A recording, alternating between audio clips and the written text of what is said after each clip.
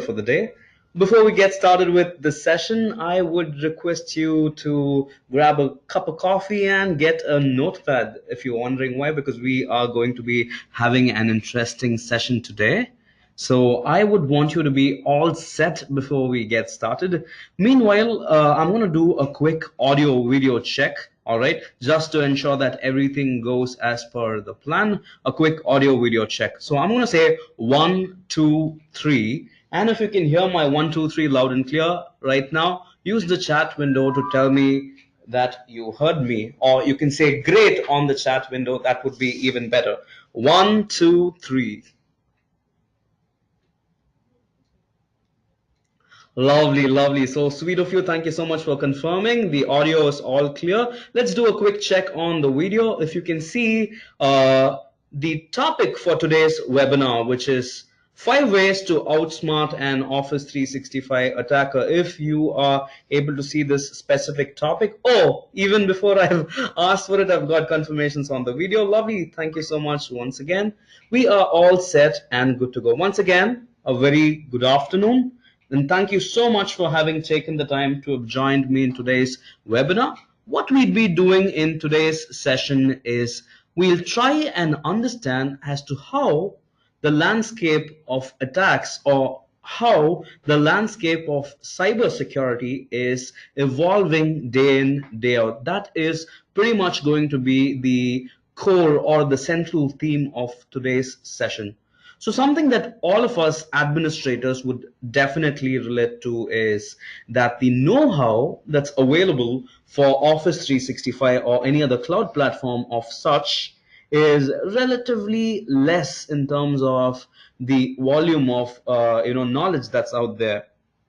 If I'm comparing, let's say, a traditional identity and access management tool or a platform like Active Directory, I'm pegging it against Office 365. You guys would be experts in Office 365 Active Directory security. But when it comes to Office 365, we do have our doubts. We are not really sure if the cloud is as secure as they claim it to be. So through today's session, I am going to try and give you a few useful insights to try and understand the current IT security landscape.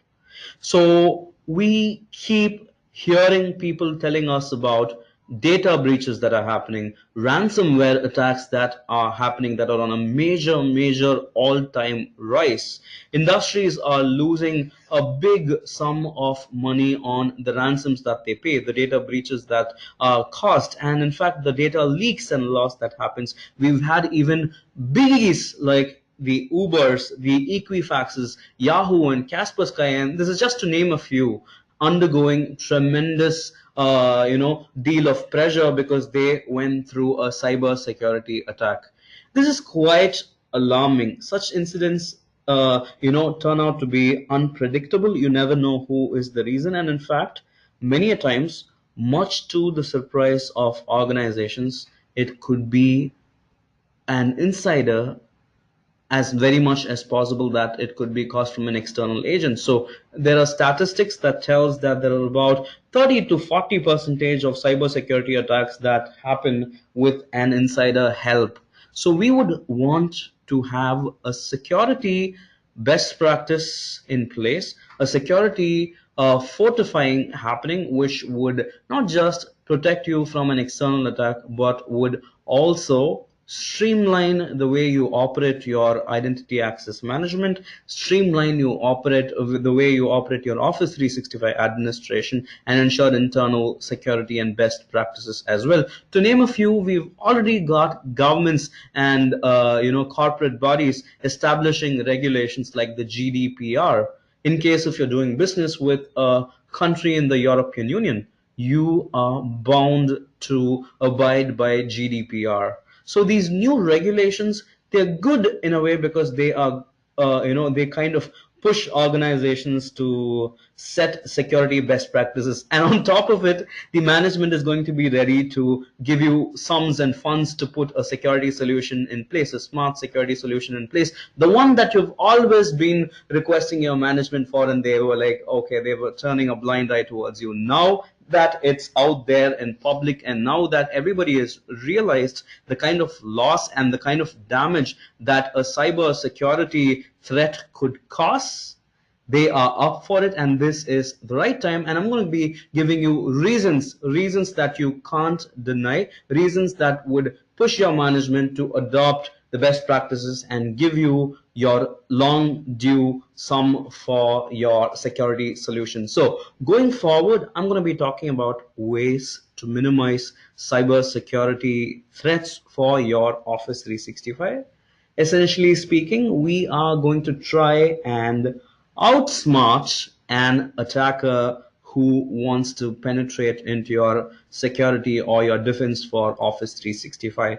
So that being said, once more a quick introduction. My name is Jay. I am a security consultant and an identity management expert here at ManageEngine. I closely work with the Office 365 solution suite as well, along with the Active Directory suite of products. So as a part of my job, I get to travel around the world and help administrators configure their environments for security. And what I've done is I've just put together 5 clean and simple, straightforward action items that you can go back right after this webinar and implement right away and see visible results in just 24 hours. If you're wondering why I'm being specific about 24 hours, wait through the webinar, you'll know the answer. All right, so let's quickly get started. In case any of you want a copy of today's presentation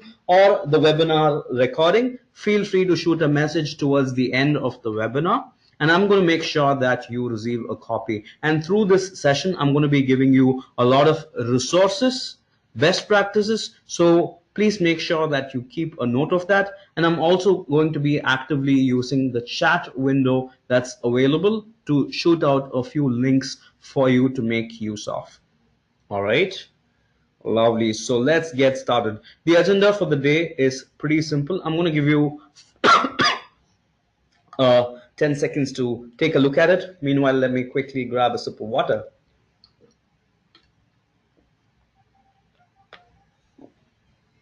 So the agenda right here is pretty straightforward. We would be talking about what are the reasons or what are the causes of threats to your Office 365 environment. We'd be starting off with that. Then we'll go forward and understand Secure Score. What's Secure Score? So Secure Score is a dashboard that Microsoft came up with. So for your Office 365 security, if you were planning to prepare a checklist of things to do, what am I supposed to do to get my security up? If that's what you were looking for, do not worry. You already are entitled to one such dashboard. You can access it from your Office 365 credentials. I'll be talking about Secure Score, which will give you a few action items that you need to meet up to ensure your security is all round. All right, we'll be talking about that. Going further, we will also be talking about 5 best practices. So this is what I was talking about. Within 24 hours after you implement these best practices, you would be able to notice your Secure Score going up. We'd be talking about that. And finally, I'll also be giving you a quick overview on what the solution ManageEngine has, the Office 365 Manager Plus. How is it going to help you overcome the native limitations of the Office 365 from Microsoft? All right, so that is pretty much going to be the agenda for today's session. In case if you have any questions, again, feel free to shoot them right away. I'll try and answer as many questions as possible during the course of this session. Let's get started. So understanding what is on a hacker's mind or an attacker's mind would help us in many ways. Why would I say that? Now that you know Microsoft has advanced its security policies. Now that Microsoft has a default inbuilt system to keep check on a brute force attack, what did the attackers do? There's a smart lockout functionality if you are using Office 365 that would prevent a brute force attack. So the attackers were quite intelligent. They came up with something new called as the password spray attack. So password spraying, for those of you who are not really aware of it, password spraying is a method of attempting to log in with only one password, all right, one common password that you think at least one user in the domain would be using it, and apply it across all accounts on the domain one by one. So one user at a time, you try and use a password that you think could be a probable password that a user would use. So this is a very smart alternative to a brute force attack. And this was essentially designed to mitigate the account lockouts that would be triggered when an attacker does a brute force attack. So this allows an attacker to attempt as many number of times as he wants with less number of authentications in place, with no need to be locked out. They try and seep in, they try and penetrate into your Office 365 infrastructure effortlessly. So this makes it a lot more difficult for the inbuilt functionalities or the default functionalities that are available. The smart lockout does not really come in handy at this point in time. So we will need to understand what are the potential attack patterns that are out there, what is an attacker having in his mind, and work a solution the alternate way around, the reverse. We're kind of giving back the attackers with what know-how we have, with what they have in mind. We're going to give them back with a very strong security policy in place. So we will also, through this course, understand as to how malwares are a very big problem. All right, I'm not going to be talking about malware as much because I'm pretty sure all of us know how malware works, but I'm going to be giving you action items as to how to prevent these malwares from creeping in. And even if such an incident occurs, let's try and curtail, or let's try and reduce the impact of such an attack. I'll be giving you best practices for that. And then when it comes to how organizations are evolving, so collaboration is something that has become inevitable. We do business with a lot of folks, and during this process there are going to be quite a few users who would get access to our business data. In fact, if an employee is leaving the organization, you would want to be all the more secure. Check twice to see if the employee has left a backdoor access. So we would want to ensure that the existing users, when they're collaborating with external users, there is a data protection policy in place. And when the existing users are leaving the organization, again, a checklist of things to do to make sure that there are no backdoor entries. So when it comes to data security, I think it is high time we realize as to how important data security has become and work our way through. And the last bit of today's session is going to be understanding privileges. So for long, Microsoft has been advising the least privileged approach. But unfortunately, if you were to use the default functionalities that come with your Office 365, you would not be able to do privilege management at a very granular level.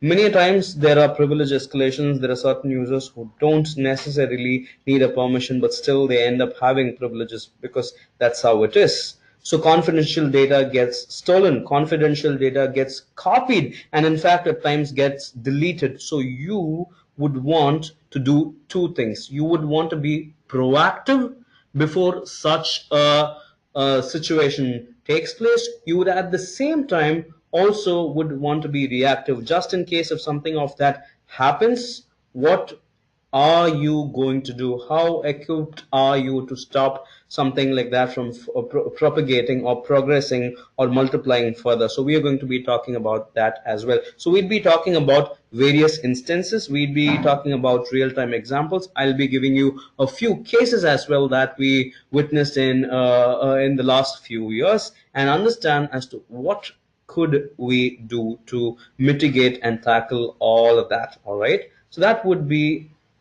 the idea behind today's session. So the next thing that we need to understand is what has been the most common attack that all of us administrators are aware of and all of the organizations are exposed to. Something as simple as email compromises. So there's statistics that tells you that last year, the second quarter, when research was made, there were reports of incidents of email compromises, and that was on a all-time high. So the maximum damage that organizations suffered due to email compromises was because they were using Office 365. So this is alarming. I know quite a few of you would even be reconsidering migrating to Office 365 if you're really doing that shift. But trust me, if you have these security best practices in place, Office 365 is a phenomenal app for your business productivity or the continuity or the mobility that it offers. So let's take the good in it and let's ensure that we strengthen it from 360 degree and we use it to the fullest potential. And in fact, there have been reports of organizations expending about $2 million as fines or money that they lost because of such attacks. So understanding this landscape is all that matters. Now, when it comes to the kind of attacks that can happen, there are only I've kind of categorized it into three: compromise of admin accounts. A user gets hold or a attacker gets hold of an administrative account or an account or service account with admin privileges and does tremendous harm. That's one. Number two, a user account gets compromised. A normal user's account gets compromised. So this could be because of a phishing attack. The user is not really aware of what needs to be clicked, what should not be clicked, and things like that, and clicks on a malicious link, in turn compromising the security of the entire organization. So here we need to understand that it is highly difficult for administrators to get users do what we want them to do. I guess all of you who are attending the webinar today would totally relate to me. How many of us have users who write their passwords down on a piece of paper or in fact on a sticky note and stick it right on top of their desktop? That keeps happening all the time. And the security of an organization is only as strong as the weakest link. And in many cases, the weakest link turns out to be our users. So we would need practices, we would need a solution that would streamline user account security. And we'll also want to talk about data. Now that there are these policies in place, you would not want to compromise the data security on users' details. It could be personally identifiable information, or as they call it, PII, or it could be personally identifiable personal health record that you would not want to lose. Public information, this information just can't go public. PHI, protected health information, or PII, personally identifiable information. You would not want to play with such data. You would not want your attackers to play with such data, and you would want a strong system of defense in place. How are we going to do that? The answer is right on your screen. We are going to be talking about secure score. Now, what is secure score? So if you were to have followed what Microsoft did last year, it was October, if I'm not wrong, when the Microsoft's year-on-year flagship event happened. In fact, I happened to attend the event and it was a phenomenal experience. It happened in Orlando, where Microsoft unveiled a lot of new functionalities, and it was very evident that they're taking a good stand on how security needs to move forward. And secure score is a much welcomed addition to the existing security and compliance suite of offering that Microsoft has. The Secure Score basically is an analytical tool. Before I go on explaining what Secure Score is, what I'm going to do right now is I'm going to give you access to a link. All right, just give me a quick second while I get the link up for you. 3, 2, 1, and on your chat right now. So this link right here will give you instant access to what is Microsoft's Secure Score. So this is more like a dashboard. The dashboard is going to let you immediately understand, evaluate, and in fact, this is more like a reality check to find out where exactly is your organization's defense, where exactly is your organization's security standard, and it would let you know what you need to do. All right. So before I go further, I'm going to quickly open up the Secure Score window for my organization and show you how it looks.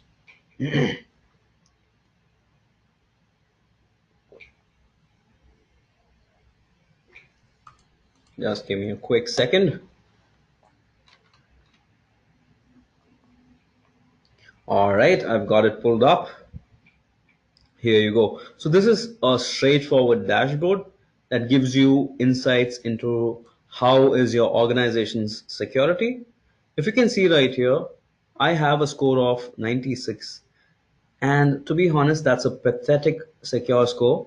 What would be an advisable secure score? Something above 500 is definitely very much appreciated. Now let's do a quick, test. Let's see who wins this. If you open the link that I just shared, I'm going to be sharing the link right now once more, securescore.office.com. Let's see who's got the highest secure score in the attendees that we have today. I've already lost the match. I'm out of the competition. I've got a very poor secure score. Let's see who's got the highest secure score. I've got a number. I've got Carlos, who's got 137 of 616. That's a fairly good secure score, but then there's a lot of scope for improvement, no doubt. Let's see who else has got what score. So if you're wondering if this is the first time you're accessing, please feel free, click on it. It'll take you and give you your secure score right away. Oh, we've got Marcos, who's got 225. That's the highest so far. We've got J. Paul Singh, who's got 158 out of 596. And Steve tells me that his secure score is too low to post. Wow. Thanks for being honest, Steve. So the highest so far I've seen is 225, and Marcos turns out to be the winner. But to be honest, 225 isn't a great secure score. In fact, you can go on and draw the slide bar right here, the one that you see on your screen right now, the slide bar right here. It gives you access to what is the maximum potential for the secure score that you could achieve. And this right here is a list of action items that you could implement right away to understand what you could do. I mean, the set of things that you could do right now, right after this webinar, check if your secure score is going up. And through this presentation, I'm also going to be giving you a few action items that would get your secure score immediately doubled. And for this to be reflected on your scorecard, it takes about roughly 24 hours, 1 day's time, and it gets implemented. So let me take a few examples right here. So getting this straight, a simple dashboard that not just tells you where you stand, but also tells you how should you improve. Where do you exactly lack? So it gives you such valuable insights, and I would suggest you start working one by one. Let's start with the easy ones that would give you a quick increase or a boost in secure score. First one would be multi-factor authentication. So for most of your problems related to password attacks, for most of your problems related to, here you go, it even gives you a list of actions or threats that you would probably be facing if you do not have multi-factor authentication in place. It's pretty straightforward and easy to implement, and through the solution that I would be walking you through, you can do a granular multi-factor authentication, right?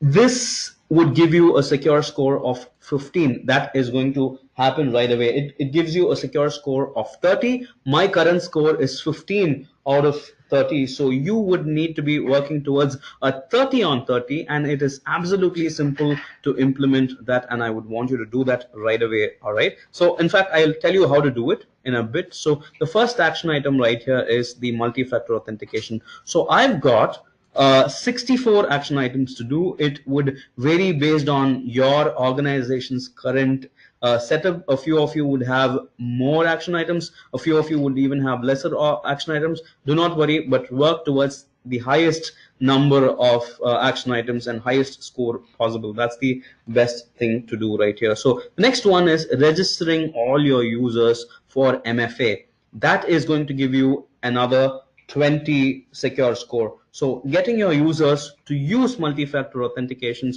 registering them in, and ensuring that all the sign-ins that they do, especially for all those users who are a part of the administrative groups, the ones that who take care of critical activities in your organization. It could be a security expert, or it could be an administrator who we are talking about. It could be even a service account or a user with a service account that has such privileges. You would want to ensure that those accounts definitely have multi-factor authentication in place. I'll show you how to do that as well in a bit. So what does it help you prevent from? It helps password cracking. It helps account breaches. All right.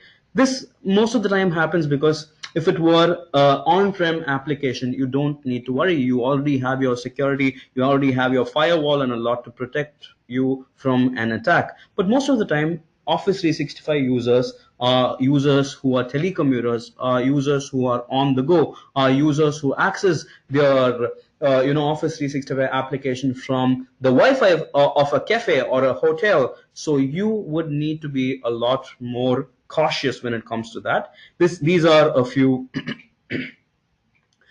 easy ways to spike your security score up. And again, when it comes to OneDrive data, you would want to keep track of all business information on your OneDrive data. Have a mechanism to check if there is any data loss, which means data deletion, or data leak, which means data being compromised or copied. So you would want to prevent yourself from any critical corporate data from your OneDrive being deleted or exfiltrated, which means copied and shared across. So I'm going to be giving you easy ways to do that as well. So that would give you another 10. So all these are easy, straightforward ways to do it. Let me take a look at a few more, explain. Yes, here you go. Malware policies. So you would want to review these policies once in a week. How are you going to do it manually?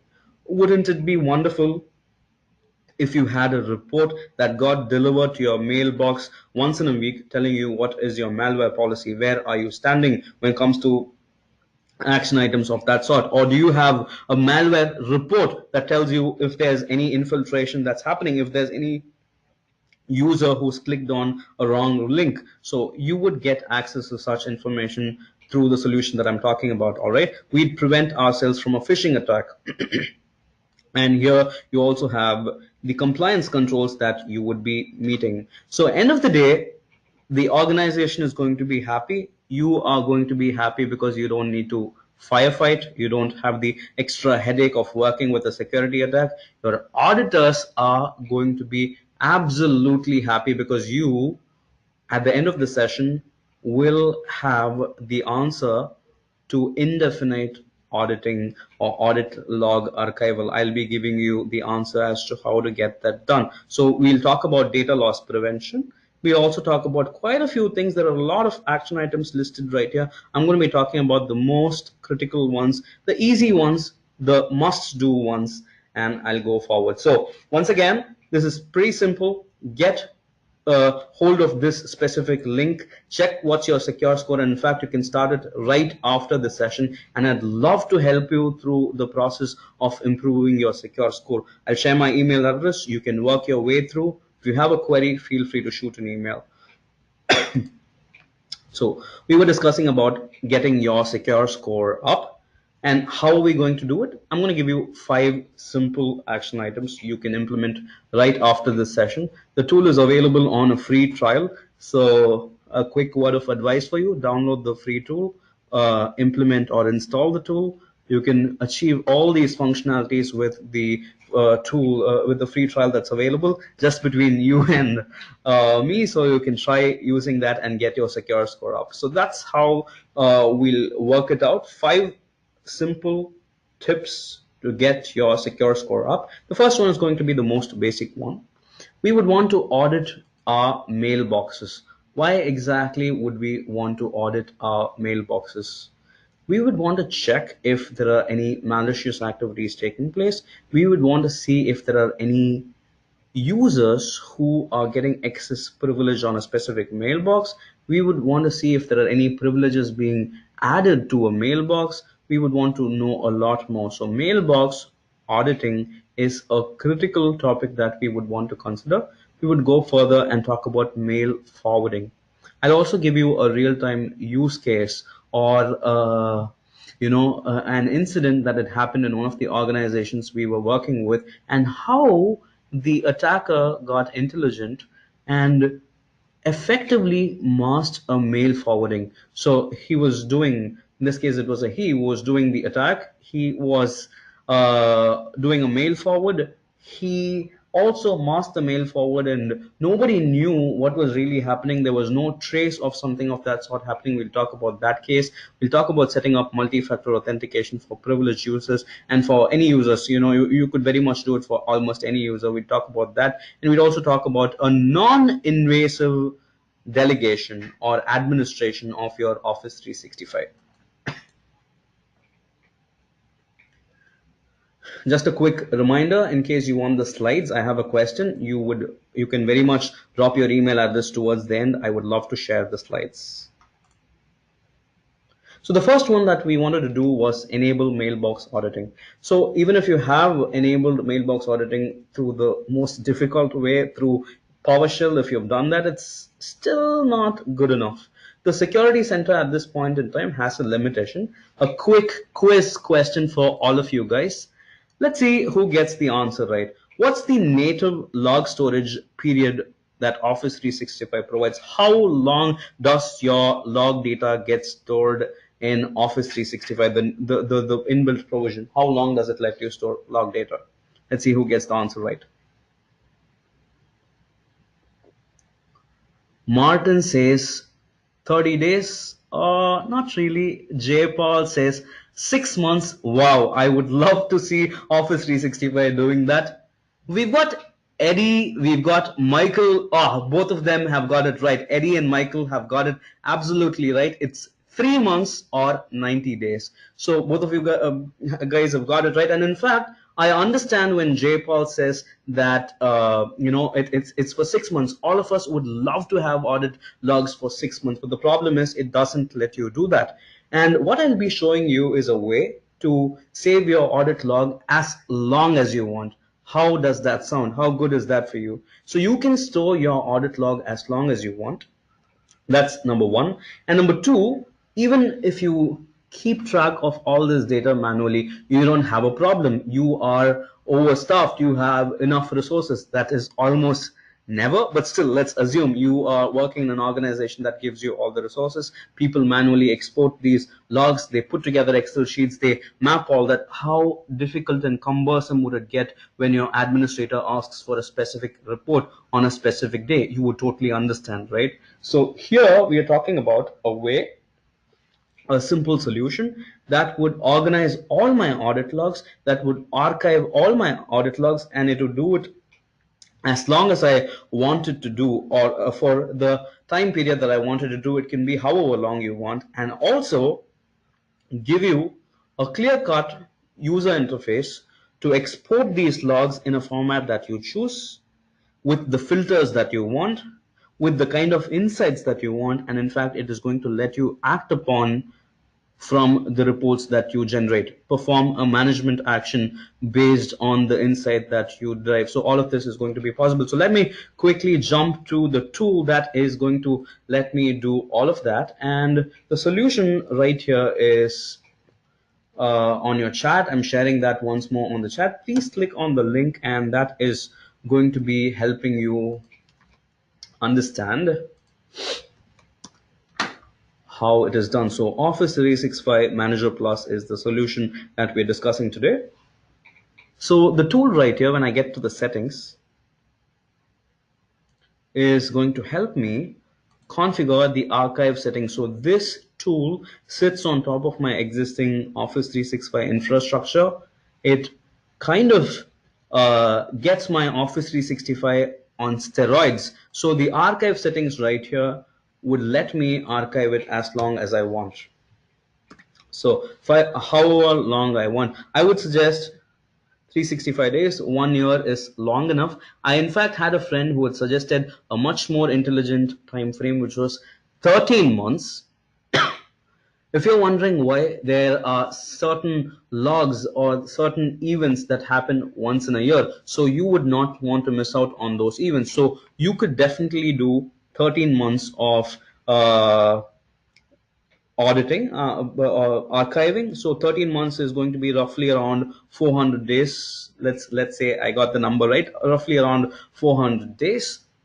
You would want to enable archival for this, and the best part is your data is secure because you have the data password protected and encrypted. In fact, if you want to run through the audit logs, drill down through your audit logs, you are most welcome to do so. You would be able to skim through the data, generate reports, draw insights, get graphs, and all of that. So I'd be walking you through as to how that works as well. So we're talking about a solution that would let me archive as long as I want, and the data is also going to be secure because it's password protected.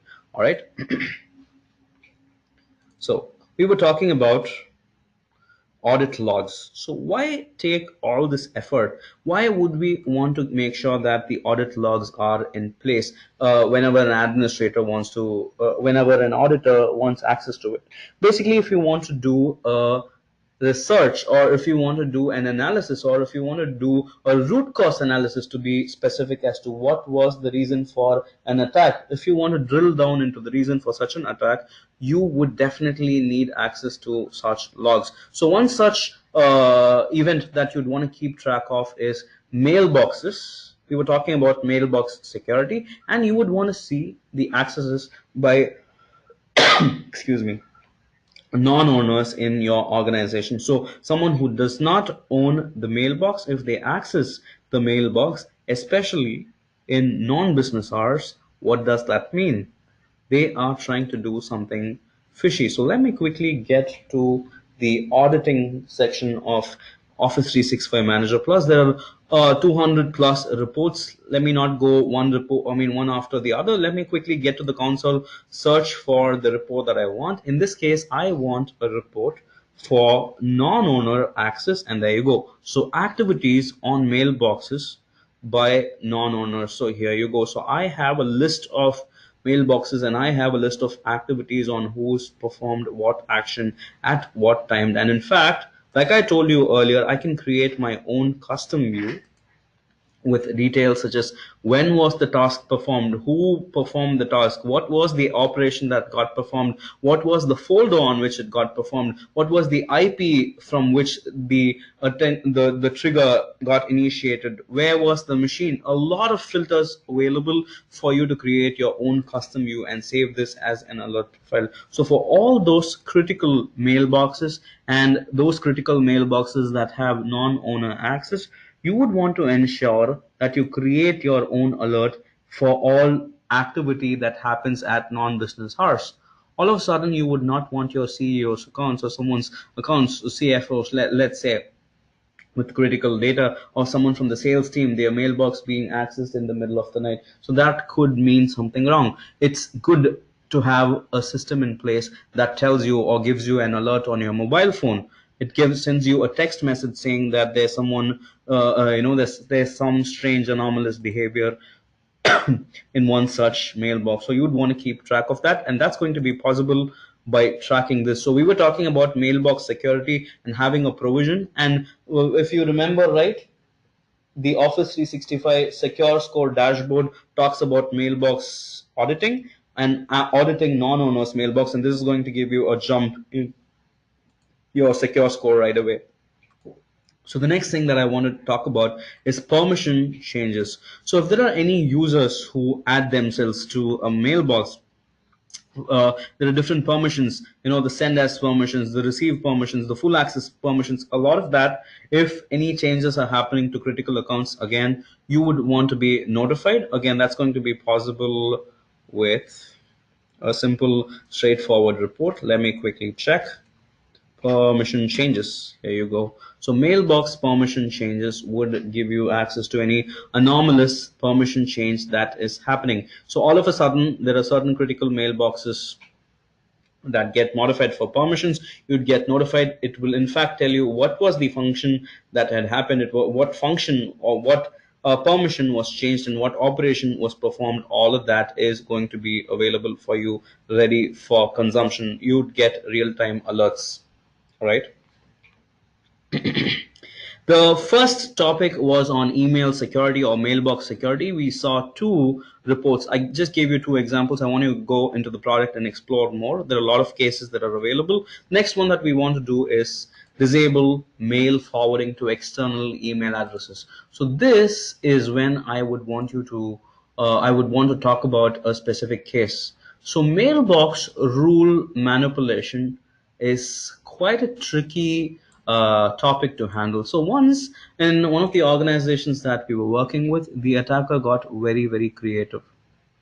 So in one of those attacks that the attacker initiated, he had gotten access to the organization's mailbox, and he had put himself in the auto forwarding, as in there was an auto forwarding rule that was set for all those critical mails that were received by an important personnel in the organization. And right after the auto forwarding happened, he had also set a rule for auto deletion of all those mails that got forwarded. So basically, he got to manipulate the rules. He set a auto forwarding rule and followed it up with a deletion rule, ensuring that there was no trace of such an activity happening. And this in fact made it really, really difficult for the organization, because they did not have a clear cut solution that would have given them an alert when someone did that mail forwarding happened. So that turned out to be a very big challenge. So this is one problem. When attackers do mail forwarding and they clear their trace, that's one problem. Okay, let's talk about a far more simpler but far more difficult problem to address. If your employee in the organization, if he plans to leave the organization, there's a disgruntled employee, and all of a sudden there is a sudden notification that you receive saying that the employee put himself or put a personal email ID or an external email ID in forwarding. And if that's something you notice, you would definitely want to check if the employee has any malicious intention. So most of the time they try and steal organization data before they leave the organization, probably take a few backups. Even if they leave, their mailboxes are going to be active. They would receive those mails and they would forward them to their personal email IDs to have like a backdoor access or check on a few insider information, keep tab on what's happening in the organization. So you would want rules to be in place to ensure that such mail forwarding happens to any external mail address. And in fact, if something of that sort happens, you would want to be notified. So I'm going to show you how that works. So we're talking about forwarding rules. Just give me a second. So mailboxes with external email IDs, and there is the report that would tell you how it works.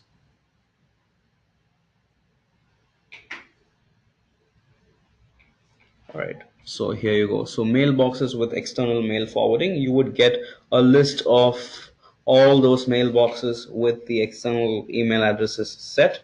In fact, the best thing about the solution, like I pointed out earlier, if you'd want to take an action, you can very well select those mailboxes, you can very well select those users, you can manage those users and go forward and alter the mail forwarding. So set mail forwarding and say do not forward at all. So this is exactly what you'd want to do. So you have a report, you know who's set their mail forwarding to a personal account or an external account. You select those accounts. You can perform I just showed you how to perform an immediate management action, and I say don't forward at all. And the moment I hit apply, poof, all those accounts are going to get altered the way they're supposed to be. All right. Okay, so we were talking about disabling mail forwarding. So again, if you remember, go back to your secure score dashboard, you would find one of the action items saying mailbox forwarding to external accounts, and you can check that two off your list. So the next one is ensuring and enabling multi-factor authentication. In fact, I have a question from Eddie, We'd asked a while back about multi-factor authentication for global administrators in Office 365. Yes, Office 365 Manager Plus does that. Lets you monitor, lets you select global administrators and implement multi-factor authentication. So let me quickly show you in action.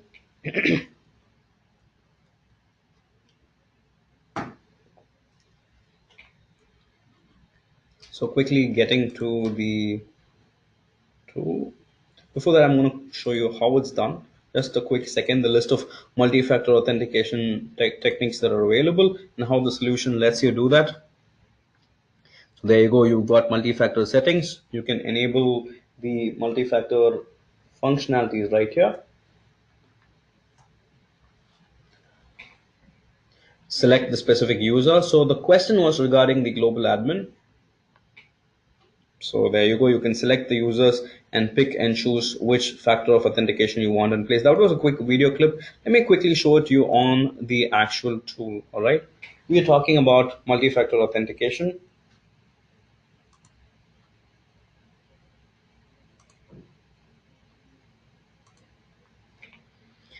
All right, so here what we need to understand is the solution lets you manage multiple tenants in one go. That is a phenomenal advantage when it comes to managing Office 365, especially if you're an organization that's just migrating. You had multiple domains and you want all of those domains to be managed from one console. This is the solution that you need to be working with. So all of my tenants in one single console. So for the question that had earlier come regarding admin accounts, so I'm going to quickly check if admin accounts are available. There you go, I've got quite a few administrator accounts. So I will need to sign into my Office 365 subscription with a user account that has assigned the global admin role. That's all that needs to be done. So there you go. So I will need to search the right user account that has been assigned with the global admin role. That's all I need to do. So if I want to do multi-factor authentication for that specific account. So I hope that answers your question, Eddie. So figuring out which account has the global admin privilege and searching that account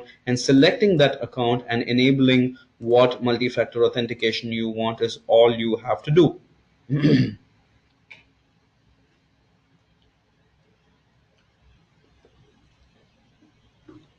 So here you go. So you can choose from the list of available options that are on the screen. You can in fact do this. You can make sure that you call your office number, or I would say use the phone app notification. This is a killer functionality. So for those of you who are not aware, Microsoft Authenticator, yes, this is the latest functionality or the application that got rolled out, the Microsoft Authenticator.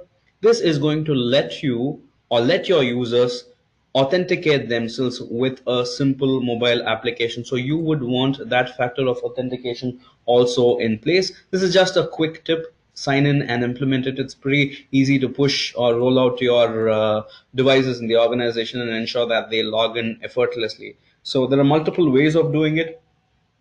This is the most recent and the most effective way of doing it. So enabling multi-factor authentication for privileged roles and users is just is a matter of searching the right set of users. If you probably have a CSV file, you can very much import a CSV file of those users and get forward or go forward implementing multi-factor authentication. Showing it to you once more, very simple, straightforward. Just a quick second. So all you need to do is, if you have a list of users already available, you can import a CSV file list of all those critical users with the relevant privileges. You could do that, or you could search for them by their name, select them, implement what factor of authentication you want to have in place. What do you want? Which ones do you want them to do? All right. That is an easy way to up your score by 20 plus 10, which is 30. So you'd get 30 extra points. So the next tip that I have right here is tips on reviewing your audit data. So Office 365 Manager Plus, the solution that we're talking about, lets you one, audit data the way you want it to be audited, archive audit data, and also at the same time lets you get granular in specifying what are the items that you want to monitor and generate reports for. Okay, I'm going to make it simple. Let me quickly open up the solution and show you how it's done.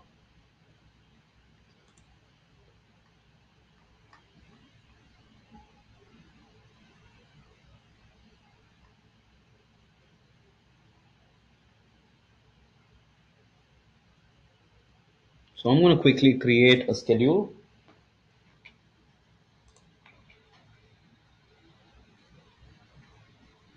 So you have a list of functionalities to choose from. So one of the first things that we were talking about was the security for your OneDrive data. So the example that I'm showing you right here would let you configure your custom audit profile for OneDrive data. So the system requested you, or the secure score dashboard wanted you to keep track of all data loss prevention or data leak that is happening, so you can check and keep track of all the OneDrive data that's being deleted. You know, or also you can select when it's happening, for what domains do you want to work with. So if you're working with multiple domains, you can choose them, and you in fact have more options right here that tells you, that lets you get granular and say which data, who is the event owner, where did the event initiate, or are there any specific set of IPs that you want to monitor, are there any specific set of machine IDs that you would want to monitor.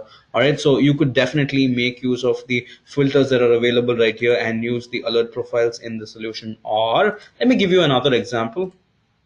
We were talking about malware detection, so let me quickly get to malware detection. Here you go. So I have a malware detection profile right here, where Office 365 Secure Score wanted me to check data once in every week. So I could schedule it for how many ever days I want. I'm going to say last 7 days. I'm going to apply non-business hours and check for all malware activities that could have happened in last 1 week, and do this or schedule this as a report that needs to be run once in a week. All right, and select the format that I need to receive. So this again ups my security score instantaneously. So what did I do? I gave you a set of action items in the beginning. In fact, to be precise, Microsoft gave you a set of action items to do to improve your secure score. Now what I'm doing is I'm giving you easy workaround, a straightforward way to get all those tips implemented right away from a single dashboard. It's going to let you audit, it's going to help you increase your secure score. You are going to stay on top of the system because you have alerts in place. There are quite a few left in terms of what more do we want to do. Logon analysis is my favorite. You would definitely want to keep a tab on any suspicious logon activity that is happening in your environment. So if you really want to monitor logon activity, trust me, this is the easiest way to start. So you would want to configure a logon report for all those failed logons that had happened due to a bad password. So if there's a brute force attack that's happening, you get an instant notification right at the verge of the attack telling you that there's been an anomalous behavior and there's been a sudden spike in the number of password failures that have been happening in the last specific span of time. So you can immediately receive an alert and work on it right away. All right. So just give me one quick second.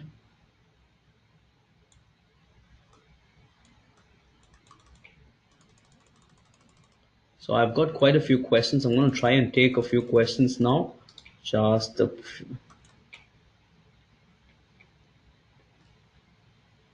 just a second. Just a second. All right, so let me quickly answer a few questions on the chat right now. I'll try and present and answer the questions as well.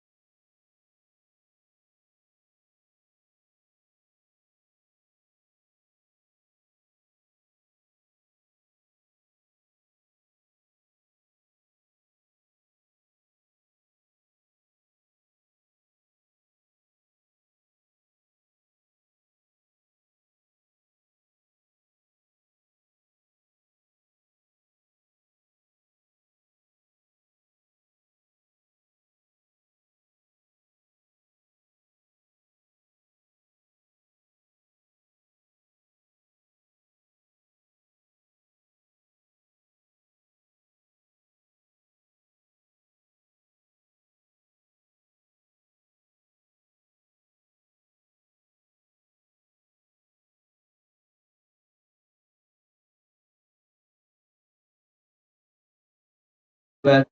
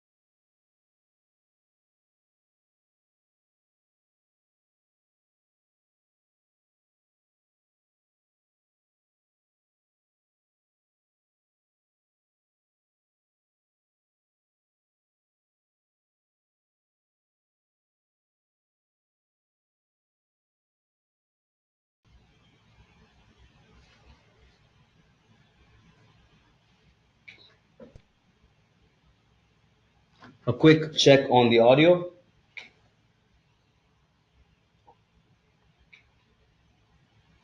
A quick check on the audio. So we were talking about check audio check. Perfect. Thank you so much. So we were talking about ensuring how the role gets delegated. So here you can add a new technician. I'm going to show you how that works. So if you want to do it securely, you could create a new role. This is much better than the normal way of doing it. So you can get granular right here and say what specific roles need to be configured. So here you go. So you have a list of action items or roles that can be configured. You can then go back and delegate it to specific users. So all you will be needing is a single user account that has the right privileges, and the rest of it is going to be pretty straightforward, saying who gets what action. So I'm going to get here. All right, I'm going to show how the non-invasive delegation works. So there are desk roles. So I'm going to open up a quick desk role right here. Let's say for resetting password, that's the only role that a technician should get. The next one is going to be the technician to who it needs to be assigned to. Here you go, you've got the help desk technicians. And when you enable the impersonation option, the user who's got this option would impersonate as the administrator to perform that specific action. So that in turn cuts down all the touch points from your existing Office 365 environment. So if you were to closely notice, you would just need one account that needs access to your Office 365, and the rest of the accounts can be configured with this dashboard. And when impersonation is enabled, all those accounts get access to your Office 365 through the solution, thus making it really secure. Minimal touch points, minimal privileges. That makes your Office 365 secure. And in fact, if you're wondering how am I going to audit this, you've got the audit report right here that tells you who's done what activity. So we've been talking about quite a few best practices. I hope these best practices have been very helpful. We were talking about how to get your secure score up. We saw mailbox auditing. We saw disabling mail forwards. We saw how to get multi-factor authentication enabled. We saw what data to review. And finally, we saw how to configure a non-invasive delegation through Office 365 Manager Plus. Thank you so much for your time. You've been such a wonderful audience. Just in case if you have any questions, feel free to shoot them right at me, and I'm going to be giving you the answers to those questions. All right. Thank you so much. My name is Jay. You've been such a wonderful audience.